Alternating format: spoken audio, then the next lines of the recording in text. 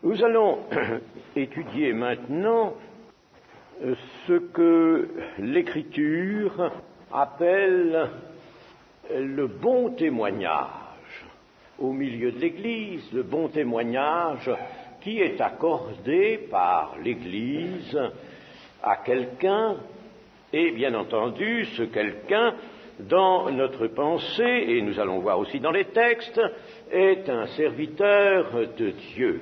Un serviteur de Dieu est quelqu'un dont on s'accorde à donner un bon témoignage. On s'accorde parce que vraiment, autour de lui, dans l'Église, on ressent l'action de toutes les qualités qu'il développe, qui apparaissent dans son action, dans son œuvre, et on donne du serviteur, on doit donner de tout serviteur un bon témoignage. Ça, c'est quelque chose d'absolument indispensable et qui revêt évidemment une pleine et entière généralité, c'est-à-dire cela s'étend à toute personne qui fait quelque chose dans l'Église. Bien sûr, on peut l'étendre à tous les membres de l'Église, n'est-ce pas? Il faut qu'on donne d'eux un bon témoignage. Mais enfin, nous avons dit que, particulièrement pour le serviteur de Dieu, il faut cela. Et nous allons voir aussi la raison de cela, les raisons de cela. Et nous allons nous efforcer de remonter à l'idée haute, d'où provient la nécessité de ce bon témoignage. Vous savez, dans la Bible, il faut toujours remonter le plus haut possible à l'idée, à l'intention de Dieu, à la pensée de Christ. Il est dit, nous avons la pensée de Christ. Alors, il ne faut pas rester simplement à ras de terre, voir les versets, ce qu'ils disent, et les considérer un petit peu comme tout un ensemble de préceptes, de règles. Alors, nous retombons dans le légalisme. Et le légalisme, ça ne s'accorde pas du tout. Le mauvais légalisme, ça ne s'accorde pas du tout avec l'Évangile. Pas du tout. Alors, il faut au contraire remonter à la pensée du Seigneur. C'est ce que nous allons essayer de faire. Et pour cela, je vais d'abord vous faire remarquer une chose, c'est que la Bible a un double caractère. La Bible, qui est la parole de Dieu écrite, mais cette parole de Dieu écrite, il suffit que le Saint-Esprit soit là, qu'on la consulte avec foi, d'un cœur sincère, et le Saint-Esprit est là, qui immédiatement l'illumine, et cette parole écrite devient une parole vivante, une parole actuelle de Dieu. Eh bien, la Bible, l'Écriture sainte, a un double caractère. Le premier, c'est le caractère d'un témoignage. Elle est un témoignage. Nous allons le voir. Et le second caractère, elle a toujours une portée prophétique. Alors, un témoignage et une portée, une action prophétique, je dirais qu'en elle, il y a la fibre prophétique. Voyez-vous ? Et ça, c'est très manifeste dans les citations que le Seigneur Jésus et les apôtres ont fait de l'Ancien Testament.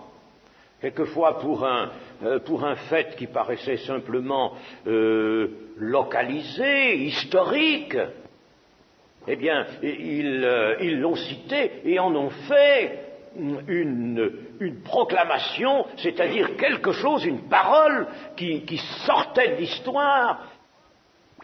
La lettre livre la pensée de Dieu, livre la révélation de Dieu, et cette révélation est prophétique.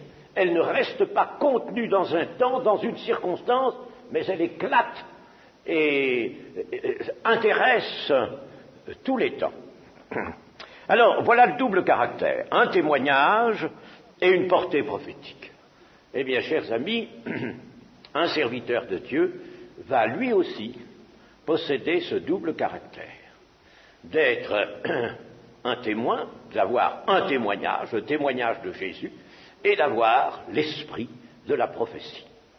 Nous allons voir cela. Lisons dans 1 Corinthiens 10, 11. Ces choses leur sont arrivées pour servir d'exemple et elles ont été écrites pour notre instruction à nous qui sommes parvenus à la fin des siècles.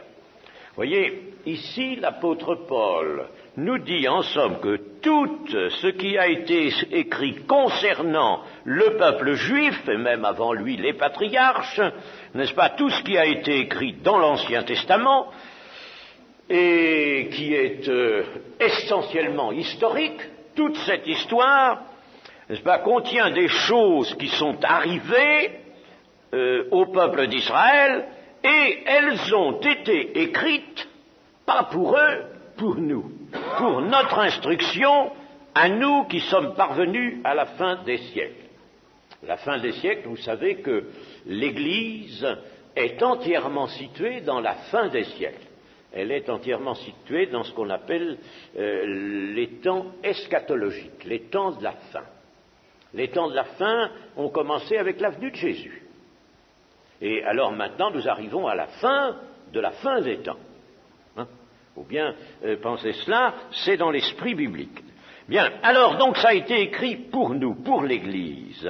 Et par conséquent, il y a là, n'est-ce pas, manifestement, dans tout l'Ancien Testament, toutes ces choses qui ont été écrites, elles sont arrivées et elles ont été écrites.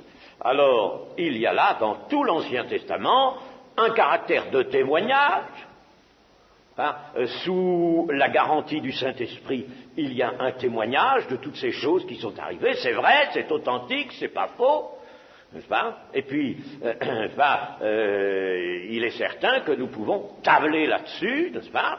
Et puis, deuxièmement, c'est pour notre instruction, ça dépasse donc l'histoire et ça nous parvient avec une force d'enseignement, une force de pénétration, une force de parole de Dieu. C'était donc prophétique. Et on peut dire que toute la Bible est prophétique. Toute la Bible est prophétique. C'est un livre prophétique. Bon, voyons aussi maintenant Matthieu 24, 14. Cette bonne nouvelle du royaume sera prêchée dans le monde entier pour servir de témoignage à toutes les nations, alors viendra la fin. Là, nous sommes dans le discours de Jésus qui est appelé discours eschatologique sur les temps de la fin, et le Seigneur dit que l'évangile, la bonne nouvelle c'est l'évangile, sera prêché dans le monde entier pour servir de témoignage à toutes les nations. Il ne dit pas pour convertir tous les hommes de toutes les nations. Quand le Seigneur Jésus dit toutes les nations, il veut dire tous les hommes de toutes les nations. Faites des disciples de toutes les nations, faites des disciples de tous les hommes, le plus grand nombre possible d'hommes dans toutes les nations. Eh bien, ici, n'est-ce pas, pour servir de témoignage à toutes les nations. Il n'est pas dit de les convertir. Il faut qu'avant tout, la parole de Dieu soit un témoignage elle-même et un témoignage qu'elle rend. Elle rend un témoignage à l'humanité. Alors, prenons bien maintenant, n'est-ce pas, reprenons bien le fil de ce que nous désirons faire, de notre intention, de notre étude. Si la Bible rend témoignage, il est certain que celui qui travaillera dans le service de Dieu, lui aussi devra, comme la parole de Dieu, par le moyen de la parole de Dieu, rendre témoignage. Alors déjà, n'est-ce pas, il rend témoignage par sa parole et par sa personne. Donc nous voyons déjà, n'est-ce pas, se situer la raison pour laquelle il faut qu'un serviteur de Dieu soit un témoin et qu'on donne de lui un bon témoignage. Dans la première épître de Jean, au chapitre 5, nous avons ceci, chapitre 5, verset 6. C'est lui, Jésus-Christ, qui est venu avec de l'eau et du sang. Non avec de l'eau seulement, mais avec l'eau et avec le sang, et c'est l'Esprit qui rend témoignage parce que l'Esprit est la vérité. Car il y en a trois qui rendent témoignage, l'Esprit, l'eau et le sang. Et les trois sont d'accord. Si nous recevons le témoignage des hommes, le témoignage de Dieu est plus grand, car le témoignage de Dieu consiste en ce qu'il a rendu témoignage à son Fils. Celui qui croit au Fils de Dieu a ce témoignage en lui-même, celui qui ne croit pas à Dieu le fait menteur, puisqu'il ne croit pas au témoignage que Dieu a rendu à son Fils, et voici ce témoignage, c'est que Dieu nous a donné la vie éternelle, et que cette vie est dans son Fils. Celui qui a le Fils a la vie, celui qui n'a pas le Fils de Dieu n'a pas la vie. Je vous ai écrit ces choses afin que vous sachiez que vous avez la vie éternelle, vous qui croyez au nom du Fils de Dieu. Eh bien, dans ce passage, nous voyons que Jésus-Christ est venu avec de l'eau et avec du sang. Bien sûr, l'objet de la foi, c'est Jésus, qui est le chef et le consommateur de la foi. Le chef, c'est-à-dire qu'il est l'objet essentiel, et même le point de départ de la foi. S'il n'y avait pas Jésus, l'évangile tombe comme un château de cartes. Il n'y a plus d'évangile. Il n'y a plus rien. Ôtez Jésus de l'évangile, il n'y a rien du tout. Il n'y a plus rien. N'est-ce pas? Donc, il est le point de départ et il est l'objet. Nous le voyons, n'est-ce pas, dans plusieurs textes où Paul dit, par exemple, carrément, le témoignage de Jésus, n'est-ce pas? Alors, Jésus est l'objet essentiel et il est le consommateur de la foi, comme dit le chapitre 12 des Hébreux, c'est-à-dire que c'est lui qui va consommer toute chose, et consommer dans la Bible, ça veut dire réaliser, apporter à la parfaite et dernière et pleine réalisation, tout réaliser. C'est lui donc qui va tout réaliser. Certains peuvent dire qu'il est le rémunérateur, mais le rémunérateur, ce n'est pas tout à fait l'idée. Il est le consommateur, c'est-à-dire qu'il va arriver à la consommation des siècles, et à la consommation des siècles, tout se réalise par lui et autour de lui.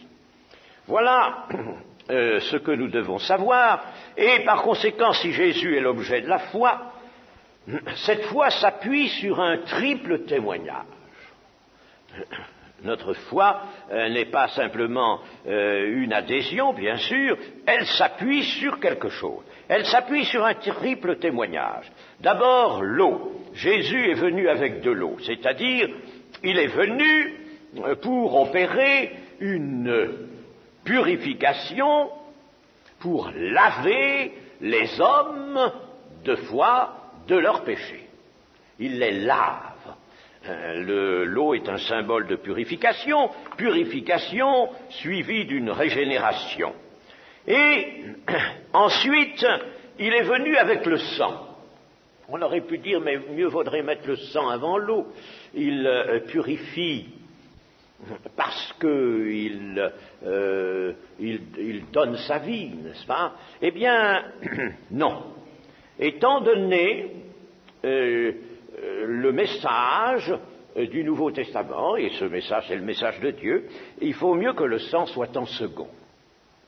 Le sang, en effet, c'est bien certes l'acte de la crucifixion, sang, n'est-ce pas, contient tout l'acte de la crucifixion, la mort expiatoire de Jésus, l'acte de justice qui fait propitiation, mais cet acte de justice a constamment la puissance de manifester et de maintenir la justice qui conduit à la vie, la justification, et cela dans une opération qui s'appelle la sanctification. La sanctification est le maintien de la justice, le maintien de la justification. Nous le voyons par exemple dans le début de cette première épître de Jean, 1 Jean chapitre 1 verset 7. Mais si nous marchons dans la lumière, comme il est lui-même dans la lumière, comme Dieu est lui-même dans la lumière, nous sommes mutuellement en communion. et le sang de Jésus son Fils nous purifie de tout péché.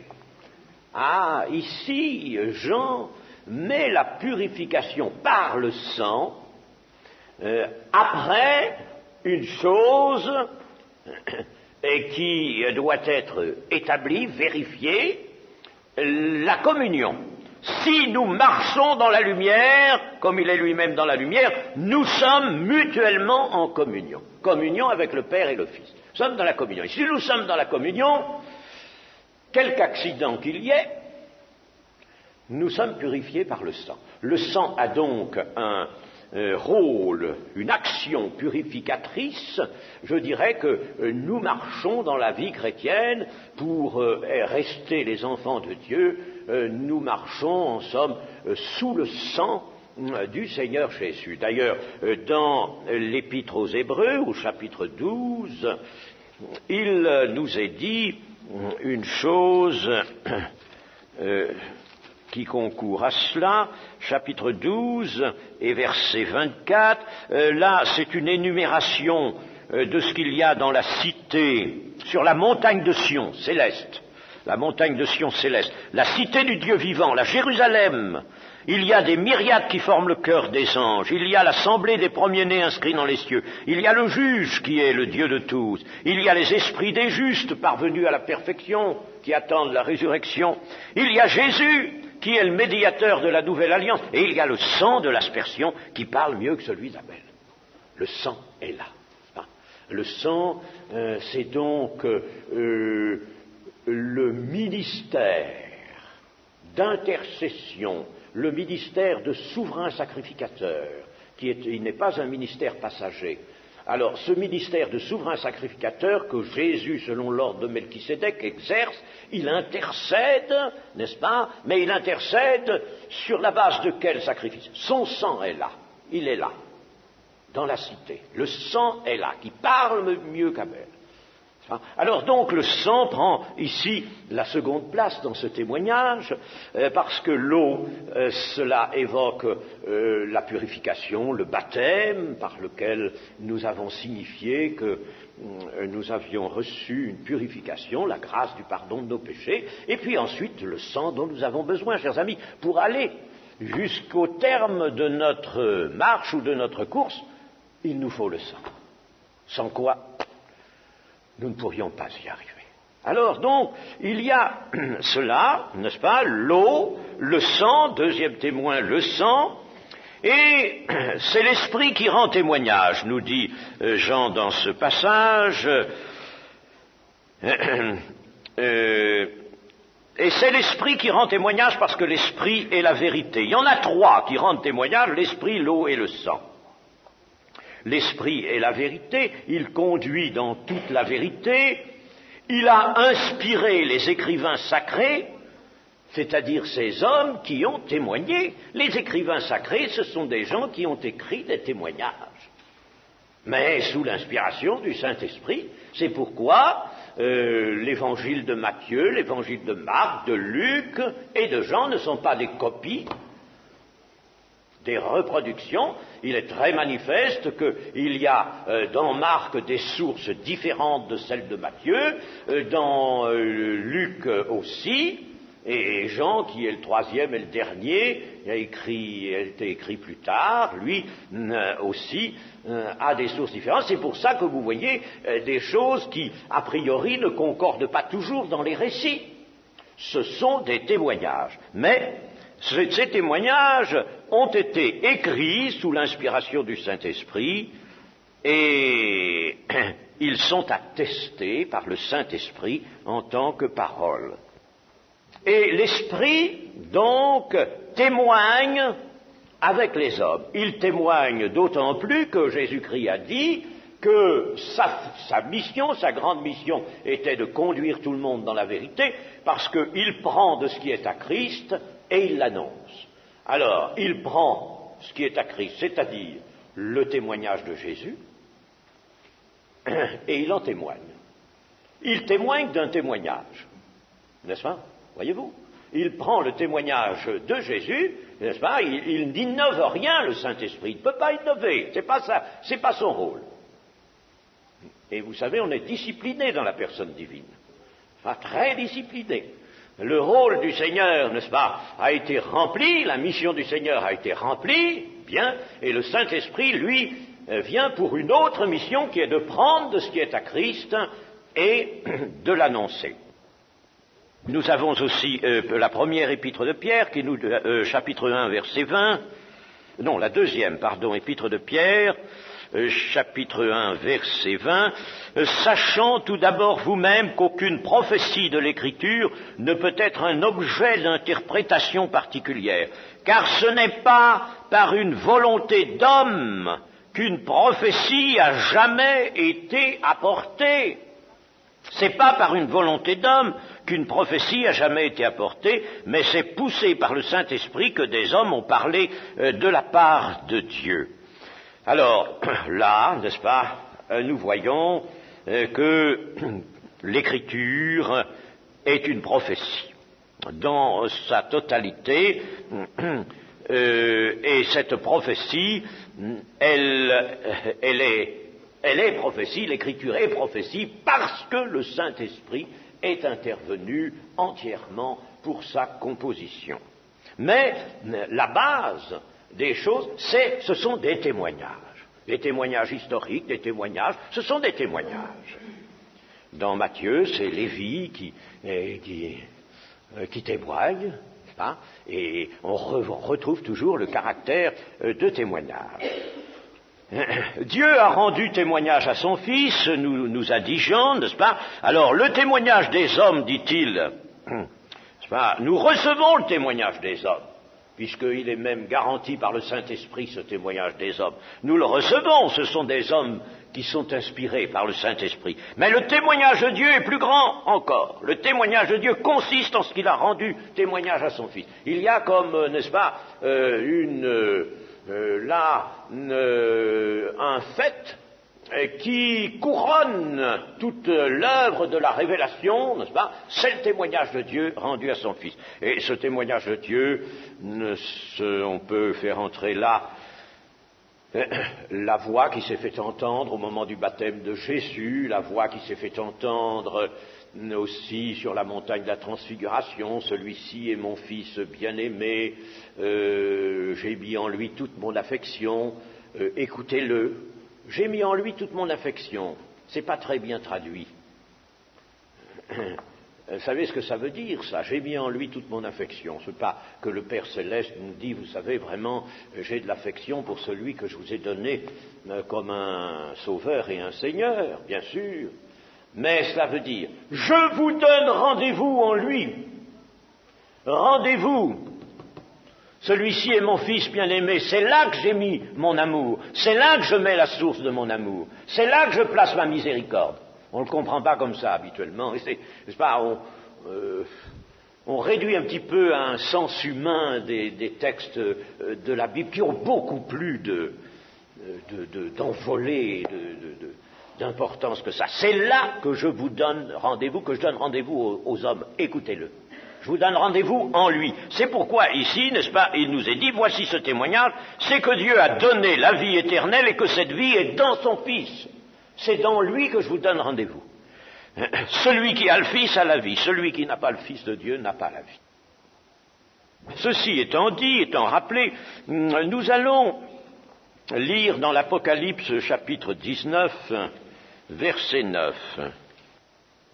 Et l'ange me dit, écrit, heureux ceux qui sont appelés au festin de noces de l'agneau. Et il me dit, ces paroles sont les véritables paroles de Dieu. Et je tombai à ses pieds pour l'adorer. Mais il me dit, garde-toi de le faire. Je suis ton compagnon de service et celui de tes frères qui ont le témoignage de Jésus.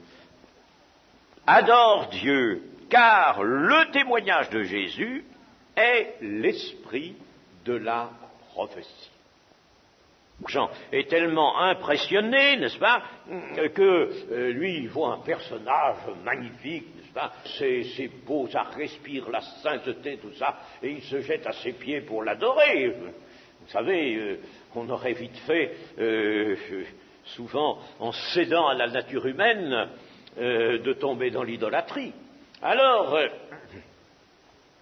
il est tout de suite rappelé à l'ordre et l'ange lui dit « Je suis ton compagnon de service, moi je suis une créature comme toi et comme tes frères et j'accomplis une mission. Alors, je suis, et celui de tes frères, mais celui de tes frères sont différents quand même de l'ange. Tes frères, eux, ils ont le témoignage de Jésus, comme Jean, bien sûr, ils ont le témoignage de Jésus. Voilà ce qui les caractérise, ils ont le témoignage de Jésus. Ce sont des gens qui ont ce témoignage en eux, l'ange, lui, est d'une autre création, ils ont le témoignage en eux, et ils vivent et se manifestent pour délivrer ce témoignage, pour extérioriser ce témoignage. Voilà le service de Dieu. Extérioriser le témoignage de Jésus. Ce n'est pas faire de la théologie. C'est extérioriser de façon vivante le témoignage de Jésus. L'extérioriser de façon vivante, par conséquent, dans le serviteur de Dieu, tout va contribuer à ça. Tout va contribuer à extérioriser le témoignage. Ils ont le témoignage. C'est en eux. Ça occupe tout leur être. Ils en sont pétris. Ils en sont transformés. Et puis, ils l'extériorisent. Le témoignage de Jésus. Voilà ce qui caractérise des serviteurs de Dieu. Ici, n'est-ce pas, c'est l'Esprit qui ajoute, car le témoignage de Jésus est l'esprit de la prophétie. Et dans ce témoignage, dans, je dirais, cette vibration du témoignage, dans ces effluves d'amour qui transportent le témoignage de Jésus vers l'extérieur, à partir du serviteur vers l'extérieur, eh bien dans tout ça, il y a l'action prophétique, il y a l'esprit de la prophétie. Si nous sommes en dehors de l'esprit de la prophétie, le témoignage devient mort et nous retombons sur des moyens humains.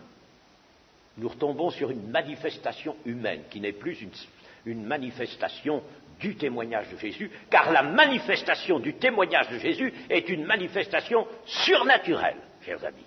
Tout le service de Dieu se fait par du surnaturel. Dans le naturel de notre existence présente. Notre existence présente a tout son naturel, tout son caractère. Nous avons une chair semblable à celle des autres, n'est-ce pas? C'est une tente dans laquelle nous habitons. Mais tout ce que nous avons à faire, tout notre témoignage, n'est-ce pas, est d'essence surnaturelle. Il y a là, n'est-ce pas, toute la poussée prophétique.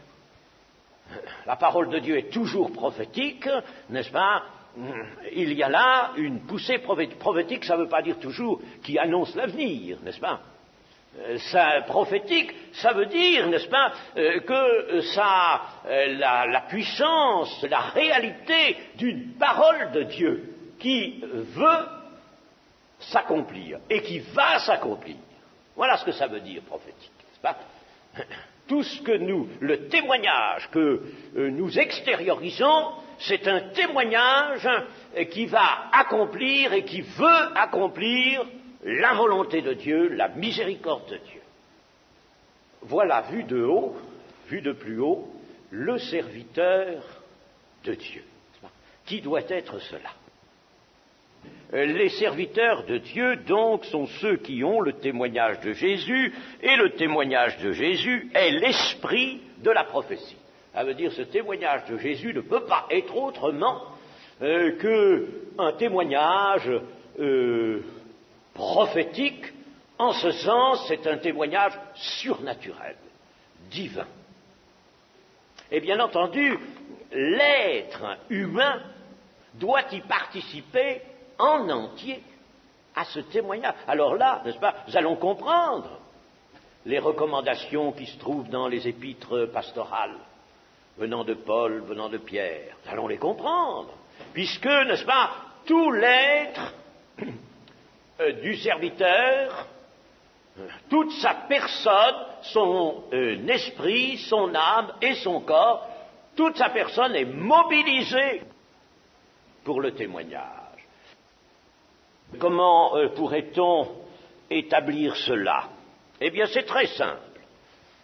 Si vous avez lu les prophètes, même avant les prophètes, si vous avez lu tout l'Ancien Testament, avec attention, en y réfléchissant, parce que si on ne réfléchit pas, chers amis, eh ben, mieux vaut aller se coucher.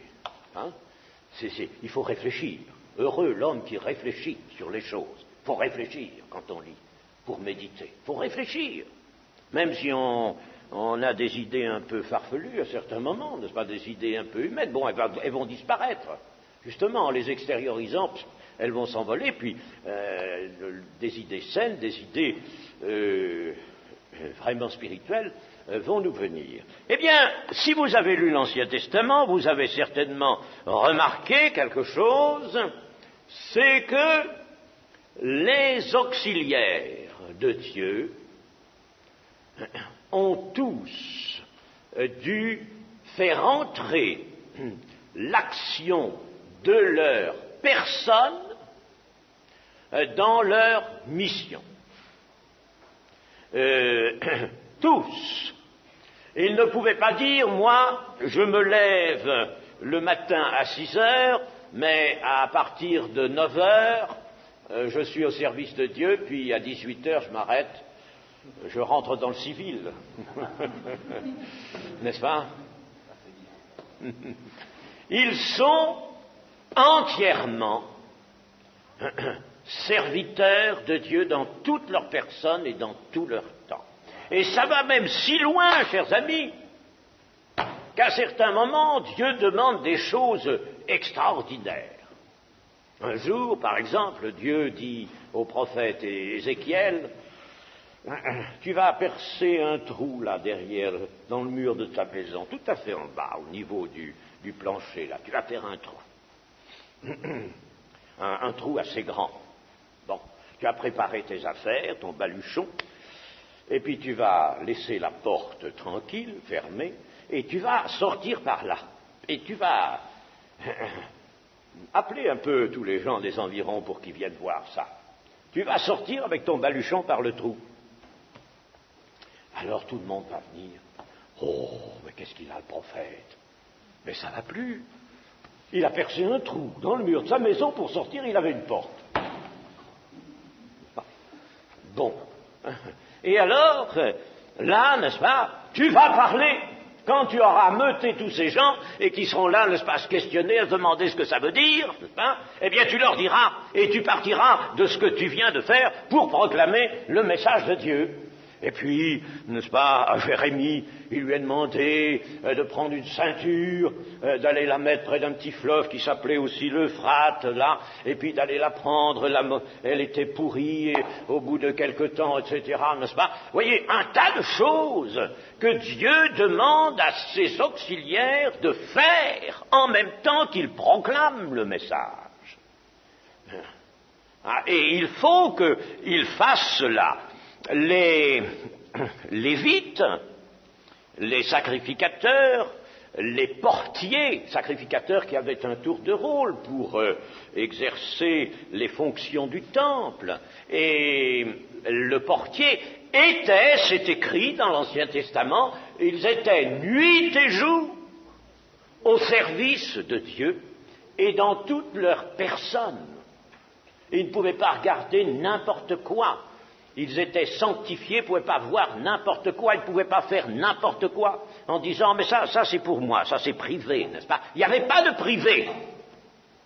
Et c'est tellement vrai aussi que nous revoyons ça dans l'apôtre Paul, les épîtres de l'apôtre Paul, qui dévoilent sa vie et son existence, n'est-ce pas? Et qui montrent en effet qu'il est au service de Dieu 100%.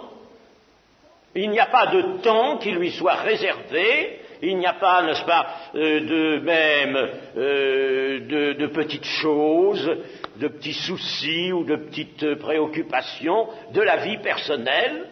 qui doivent aussi être dans la ligne de cette sanctification générale de toute la personne et par conséquent de cette consécration totale au service de Dieu. Chers amis, si on voit les choses autrement aujourd'hui comme ça, je puis vous le dire une chose, c'est que Dieu ne sera pas d'accord. Alors on pourra peut-être exercer un ministère, un service, mais ce service n'aura aucune efficience, ou il en aura très peu, ou il paraîtra en avoir une, mais il n'en aura pas une véritable. Alors il faut que le serviteur, tout serviteur, quel que soit son service, n'est-ce pas, soit consacré entièrement. Voyez nos missionnaires, certains de nos missionnaires, je ne les connais pas tous, mais les missionnaires en mission, pour eux, ça se vérifie davantage. N'est-ce pas, peut-être que pour ceux qui servent le Seigneur en Occident, dans notre France par exemple, n'est-ce pas, ça se voit davantage, n'est-ce pas, et ils sont vraiment, n'est-ce pas, 24 heures sur 24 au service de Dieu. Eh bien, voilà ce que Dieu veut. Et le serviteur va être entièrement dévoué à l'Éternel, parce qu'il est consacré, parce qu'il est pris, comme Jérémie. Jérémie, à un certain moment, s'en est un peu plaint. Il s'en est plaint, il en a souffert, mais le Seigneur lui a dit, continue mon ami. Continue. Ce que tu vas faire, n'est-ce pas, c'est d'aller plus fort encore. Il n'y a pas d'autre voie. Donc, le témoignage de Jésus requiert de véritables témoins, c'est-à-dire des gens qui soient entièrement consacrés à ce témoignage. Et alors, on va donner d'eux un bon témoignage. Est-ce que ce bon témoignage est quelque chose d'étranger à ce que nous venons de dire, c'est-à-dire au témoignage de Jésus, qui est en somme le but du service de Dieu? Est-ce que c'est étranger? Pas du tout. Le mot est le même et l'idée est la même. Un bon témoignage d'un serviteur de Dieu, ça veut dire ce serviteur de Dieu vraiment là délivre, lui, le témoignage de Jésus. Et un témoignage qui a la fibre prophétique, qui a la puissance prophétique. Voyons par exemple ce qu'il est dit de certains serviteurs de Dieu dans Actes 6:3.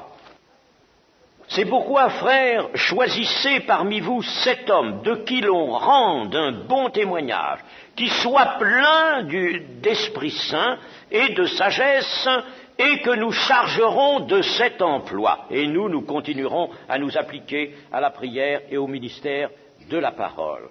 Et il s'agissait de quoi? Il s'agissait de servir aux tables. Ce que quelques sœurs font ici, n'est-ce pas, à chaque repas. De servir aux tables. Il s'agissait de ça. Et pour cela, on demande des hommes de qui l'on rende un bon témoignage qui soit plein d'Esprit Saint et de sagesse.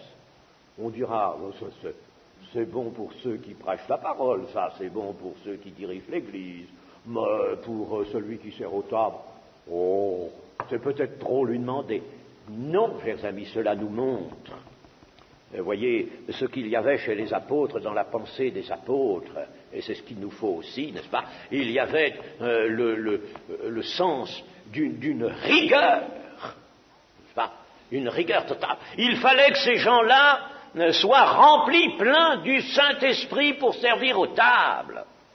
Parce que il pouvait y avoir des désaccords aux tables. Et il fallait qu'ils soient capables de procurer la paix. D'empêcher qu'un petit différend entre deux personnes, d'empêcher que ce qui est humain chez les personnes, n'est-ce pas, et qui se manifeste, mauvaise humeur, le caractère, etc., n'est-ce pas, l'égoïsme, d'empêcher que tout ça n'envenime l'Église. Eh bien, c'est pas facile. C'est pas facile de faire ça, n'est-ce pas, voyez-vous. Et il fallait qu'il soit donc plein d'Esprit Saint et de sagesse. et de sagesse. Donc dans la sagesse, il fallait qu'il y ait aussi de la connaissance. Alors voilà déjà une première mention. Nous allons au chapitre 16 et au verset 1 et 2. Il se rendit ensuite à Derbe et à Lystre, et voici, il y avait un disciple nommé Timothée, fils d'une femme juive fidèle et d'un père grec. Les frères de Lystre et d'Icône rendaient de lui un bon témoignage. On rendait de lui un bon témoignage. Alors ça, c'est indispensable. Et il faudrait que maintenant, dans l'Église, eh bien, on n'accepte absolument personne dans le service de Dieu s'il n'y a pas ce bon témoignage. Et si ce bon témoignage ne se maintient pas, il faut qu'il se maintienne. Vous vous rendez compte le tort que l'Évangile, qui peut être causé à l'Évangile, si ce témoignage ne peut pas être rendu, s'il y a quelque chose qui l'altère, voyez-vous, quelque chose qui crée des réserves. Ah oui, un tel ou une telle, oui, bah oui, mais on la voit ou on le voit faire ceci, faire cela. Alors, après, il va nous citer les versets de l'Évangile, n'est-ce pas, où il va parler en langue, où il va... Vous savez, il y a des gens qui s'en sont plaints, mais moi, tout le premier, j'ai jamais pu, franchement, je vous l'avoue, j'ai jamais pu supporter, moi, que dans l'église, le dimanche, il y ait des gens qui viennent tous les jours, tous les dimanches, vous parlez en langue, vous interprétez, vous prophétisez, vous dire des choses souvent excellentes. Et puis qui, chez eux, dans la semaine, dans leur maison, n'est-ce pas, fournissent un contre-témoignage. Ben non, moi, quand j'avais une église, je leur disais de se taire. Je disais, quand vous aurez vous-même mis en pratique la parole de Dieu, vous pourrez l'annoncer, mais pas avant. Alors, vous voyez, n'est-ce pas, ça, ce sont des choses qui sont absolument intolérables. Veut-on briser l'œuvre de Dieu ou veut-on servir Dieu? Enfin, il faut savoir. Alors, par conséquent, il faut que l'on donne un bon témoignage. Il y a celui d'Étienne aussi dans Acte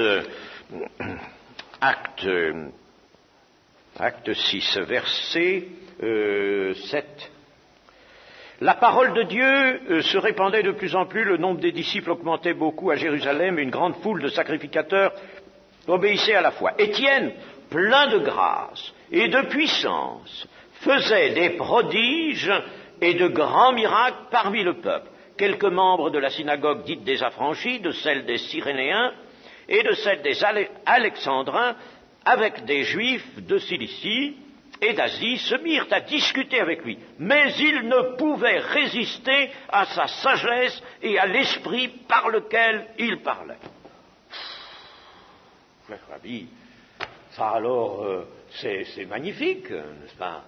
Vous voyez, tous ceux qui veulent servir devraient faire une petite pancarte de ces versets-là et puis mettre ça dans l'entrée de leur appartement, ou dans leur bureau.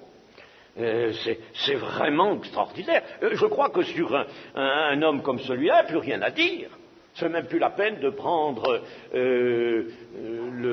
l'épître, la première épître à Timothée, l'épître de Tite, etc., et d'y voir toutes les recommandations de Paul pour le choix des anciens et des diacres. Ben, tout y est chez un homme comme ça, n'est-ce pas? Tout y est, voyez-vous, n'est-ce pas? Et il est alors magnifiquement béni de Dieu. Il fait des miracles, des prodiges. Et pourtant, Étienne, eh bien, c'était un diacre. Il a été pris parmi les diacres. Et vous voyez, n'est-ce pas, il était tellement consacré, il était plein de grâce et de puissance. Alors, il avait bien le témoignage de Jésus avec l'esprit de la prophétie. Voyez-vous, la puissance, c'est ça, l'esprit de la prophétie. N'est-ce pas? Dans l'esprit de la prophétie, par l'esprit de la prophétie, il y a l'amour et la puissance. Et il y a même ici la sagesse. Et ce sont trois choses qui sont indispensables. Sagesse, force et amour. Sagesse, force et amour. Trois choses indispensables. Vous voyez, ce témoignage mérite vraiment, n'est-ce pas, qu'on y réfléchisse longuement. Et puis dans la 3e épître de Jean, 3 Jean, nous voyons aussi au verset 1, l'ancien à Gaius, le bien-aimé que j'aime dans la vérité. Bien-aimé, je souhaite que tu prospères à tous égards et sois en bonne santé comme prospère l'état de ton âme. J'ai été fort réjoui lorsque des frères sont arrivés et ont rendu témoignage de la vérité qui est en toi et de la manière dont tu marches dans la vérité. Je n'ai pas de plus grande joie que d'apprendre que mes enfants marchent dans la vérité. Bien-aimé, tu agis fidèlement dans ce que tu fais pour les frères, et même pour des frères étrangers, lesquels ont rendu témoignage de ta charité en présence de l'Église. Ah, mais c'est superbe ça, n'est-ce pas ? Voyez-vous, ce Gaius, il marche dans la vérité, ce qui veut dire qu'il affronte le temps, les circonstances, les événements, en manifestant qu'il est lui-même gouverné par la vérité révélée, gouverné par l'Évangile. Il vit l'Évangile, c'est ça que ça veut dire, il vit l'Évangile. En conclusion, nous pouvons dire, n'est-ce pas, que le serviteur de Dieu doit porter le triple témoignage, qui est celui que Dieu a donné à l'Église, au monde, le témoignage de l'eau, le témoignage du sang et le témoignage de l'esprit. Il doit porter ce triple témoignage. Le témoignage de l'eau par sa sanctification. Enfin, c'est un homme purifié. C'est un homme pur. Paul dira à Timothée, conserve-toi pur et garde une bonne conscience. Conserve-toi pur et garde une bonne conscience. Quelques-uns l'ont perdu, ont fait naufrage par rapport à la foi. Alors, sa sanctification, c'est l'eau. Et il n'a pas besoin, comme les sacrificateurs autrefois, d'aller refaire des ablutions, n'est-ce pas, qui étaient significatives, certes, mais qui ne purifiaient pas le cœur. Là, il est purifié et il a la sanctification de la vie. Sa sanctification, donc, l'eau, il a le témoignage de l'eau, il a le témoignage du sang, car il vit dans la communion, et le sang de Jésus est sur lui, comme sur le linteau de la porte des Juifs en Égypte, là, le jour de la sortie d'Égypte, n'est-ce pas, de la Pâque. Alors là, le sang avait été aspergé sur le linteau et sur les montants de la porte, hein. Le sang était là, et l'ange exterminateur passait dessus et ne pouvait pas s'arrêter. Enfin, c'était réservé à Dieu. C'était à Dieu. Il a la marque du sang, il est sous l'aspersion du sang. C'est dans la communion de son maître, et il a le témoignage de l'Esprit par lequel il est conduit et il est inspiré dans tous ses actes. Il est plein d'esprit, du Saint-Esprit, comme Étienne, plein du Saint-Esprit. Il est inspiré dans tous ses actes. Il n'agit pas de façon humaine, il agit guidé par le Saint-Esprit. Et je voudrais encore vous dire ceci concernant le témoignage, n'est-ce pas, vous rappeler plutôt ce que le Seigneur Jésus nous a dit et qui a une portée tout à fait générale au chapitre 7 et au verset 17, au chapitre 7 et au verset 17 de Matthieu. Tout bon arbre porte de bons fruits, mais le mauvais arbre porte de mauvais fruits. Un bon arbre ne peut porter de mauvais fruits, ni un mauvais arbre porter de bons fruits. Tout arbre qui ne porte pas de bons fruits est coupé, jeté au feu. C'est donc à leurs fruits que vous les reconnaîtrez. Et ça, c'est une sentence, un oracle, pourrait-on dire, n'est-ce pas, du Seigneur lui-même, et qui a une portée d'ensemble générale. Et l'Église elle-même sait reconnaître les fruits. Alors l'Église reconnaîtra le bon arbre à ses fruits, c'est-à-dire, n'est-ce pas, à tout ce qui manifestera la sainteté dans la vie de ce serviteur, alors il sera reconnu comme un serviteur. Oui, enfin, le Seigneur a redit cela encore à un autre endroit, au chapitre 12 et au verset 33. Ou dites que l'arbre est bon et que son fruit est bon, ou dites que l'arbre est mauvais et que son fruit est mauvais, car on connaît l'arbre par le fruit, pas par les feuilles, pas par ce qui brille, par ce qui semble être un vêtement, un beau vêtement, chatoyant, non. Pas par la bonne mine du serviteur, n'est-ce pas? Pas par ses sourires, mais par son fruit.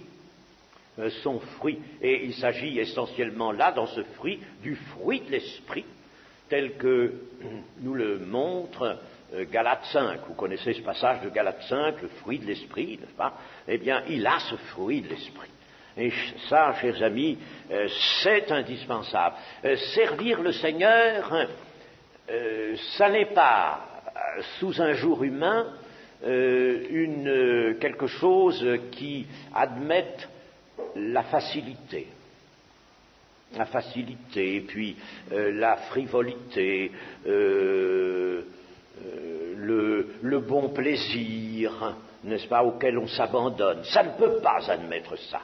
Mais par la force de Dieu, au contraire, le serviteur de Dieu se tiendra dans cette position de l'homme qui est sanctifié. Alors, nous allons maintenant voir de plus près les choses avec 1 Timothée chapitre 3.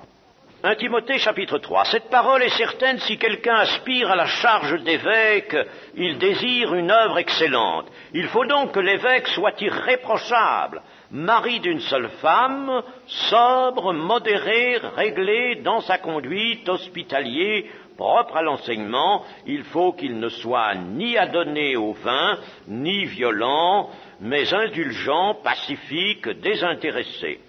Il faut qu'il dirige bien sa propre maison et qu'il tienne ses enfants dans la soumission et dans une parfaite honnêteté. Car si quelqu'un ne sait pas diriger sa propre maison, comment prendra-t-il soin de l'Église de Dieu? Il ne faut pas qu'il soit un nouveau converti, de peur qu'enflé d'orgueil il ne tombe sous le jugement du diable. Il faut aussi qu'il reçoive un bon témoignage de ceux du dehors, afin de ne pas tomber dans l'opprobre et dans les pièges du diable.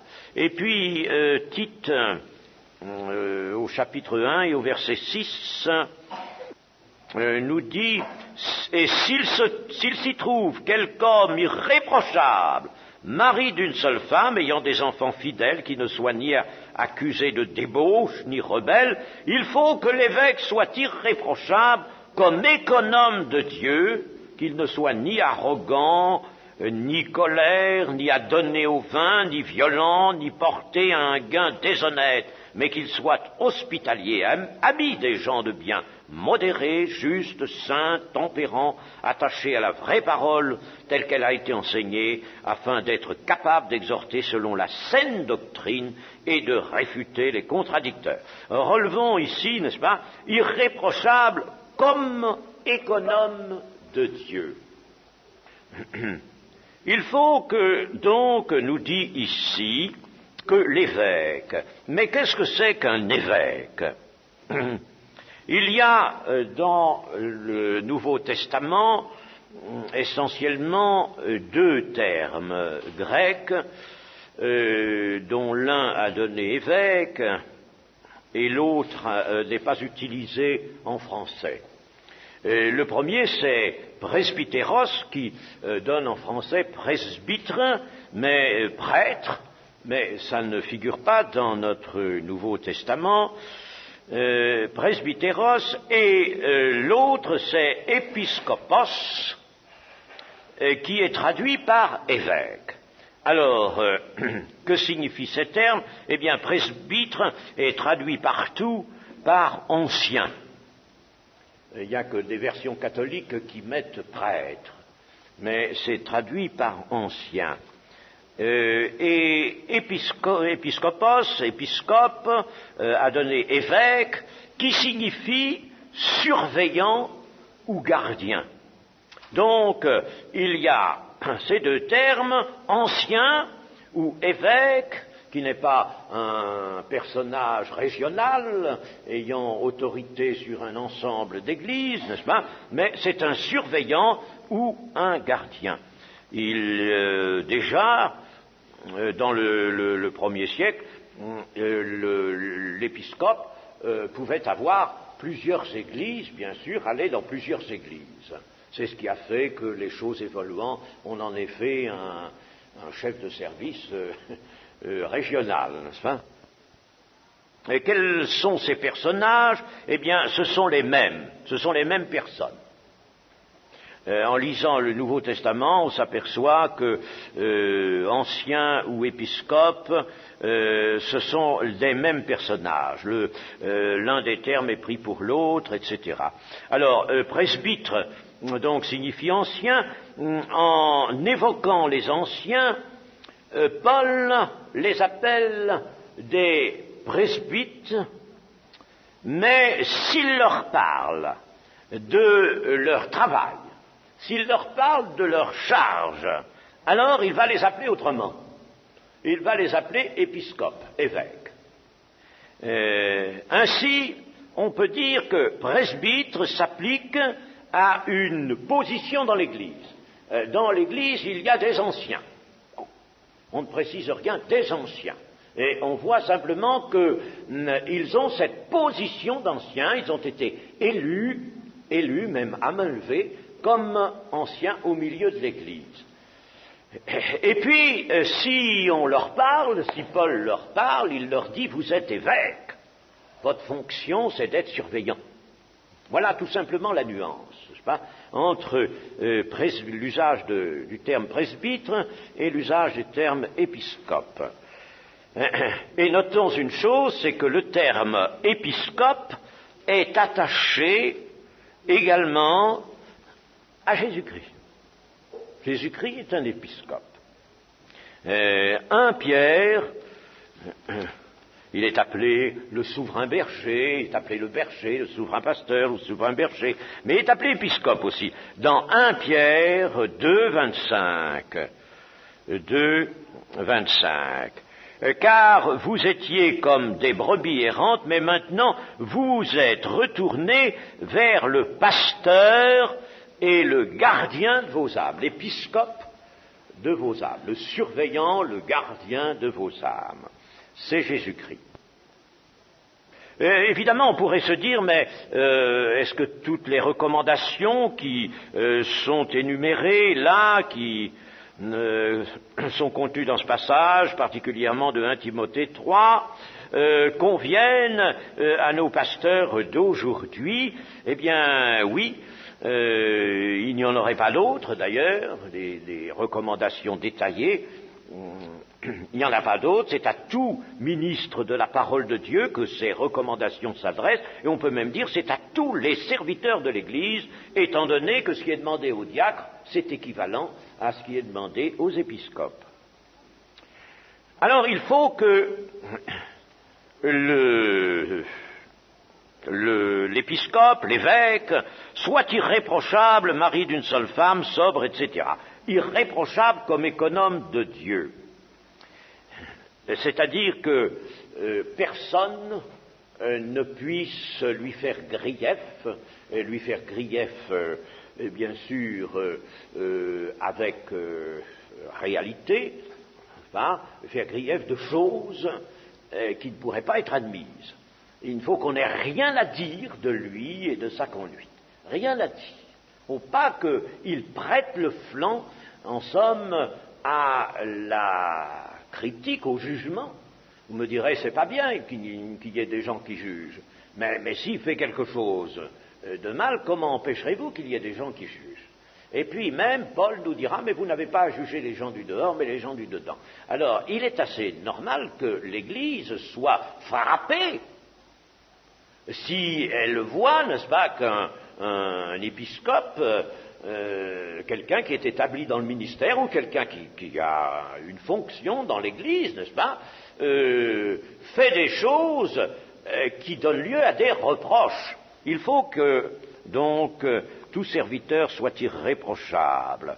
Il faut qu'il soit sobre, mari d'une seule femme, bien sûr, et qu'il soit sobre.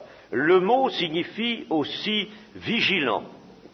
L'idée de sobriété dans l'écriture est toute voisine de l'idée de vigilance, si bien qu'on peut dire que la vigilance comporte essentiellement la sobriété, être sobre en toute chose.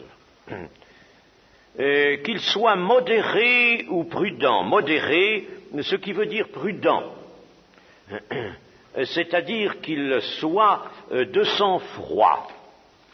Déjà de sang-froid, non impulsif, mûrissant ses décisions et recherchant toujours la ligne de sagesse par l'Esprit de Dieu. Dans Matthieu, nous avons ceci, Matthieu 10, verset 16, « Voici, je vous envoie comme des brebis au milieu des loups, soyez donc prudents, comme les serpents et simples comme les colombes. » Un jour, je me rendais à Alger, chez un avocat avec un frère, qui est maintenant d'ailleurs dans le ministère, dans un autre mouvement que le nôtre, et nous allions pour régler une question touchant la salle. Alors il me dit, vous savez, il faut faire attention chez un avocat, faut être faire très attention. Le Seigneur dit, soyez rusés comme des serpents. Alors je lui dis, mais dites donc, il n'y a pas un petit quelque chose à rectifier dans votre citation? Il dit, laissons l'avocat dans sa ruse, mais nous soyons prudents, seulement comme des serpents. Prudents, n'est-ce pas? Non impulsifs et mûrissant ses décisions.